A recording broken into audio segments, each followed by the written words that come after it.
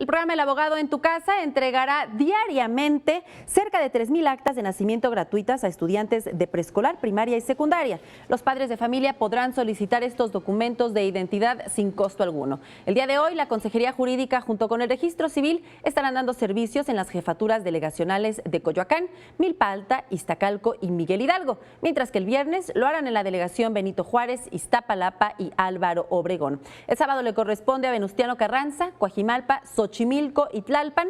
Los horarios de atención son de 10 de la mañana a 3 de la tarde hasta el próximo 30 de septiembre. Tú me traes una copia de tu acta de nacimiento, yo te la regreso en original. Yo me quedo con la copia para justificar que estoy haciendo mi trabajo.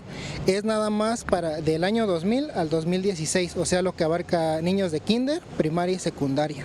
Me puedes traer máximo 5 por integrante de familia y yo te doy una por cada uno.